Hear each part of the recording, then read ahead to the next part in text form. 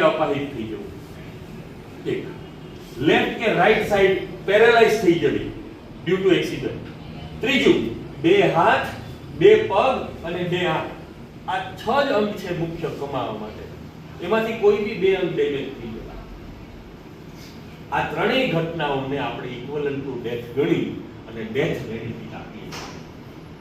એટલે કોઈ વ્યક્તિ ડ્યુ ટુ એક્સિડન્ટ કમર નીચે પેરેલાઇઝ થઈ ગયા એટલે આપણે શું કરશું, લાખ રૂપિયા સ્ટાર્ટ કરી દેશું, કરોડ લમસમ એને લેવાના હશે તો કરોડ રૂપિયા એને આપી દેશું. 3 ઘટના થઈ ગઈ ઇક્વલન્ટ ટુ ડેથ, આ બનવાના ચાન્સ છે ડેથ થી વધારે. ચોથી ઘટના ડિસએપિયરન્સ, ઇન્સ્યોરન્સ ની લેંગ્વેજમાં ડિસએપિયરન્સ, આવું યાદ ન રહે તો ભાઈ ડેડ બોડી ના મળે. ઉદાહરણ તરીકે અમરનાથ યાત્રા, પૂર આવે, 100 માણસો તણાય, 50 ને ડેડ બોડી જ ના મળે. એફઆઈઆર નોંધાયાના 12 મહિના સુધી ડેડ બોડી નહીં મળે તો ઇક્વલન્ટ ડેથ સમજી અને આપણે એને ડેથ બેનિફિટ આપી દઈશું. LIC માં 7 વર્ષનો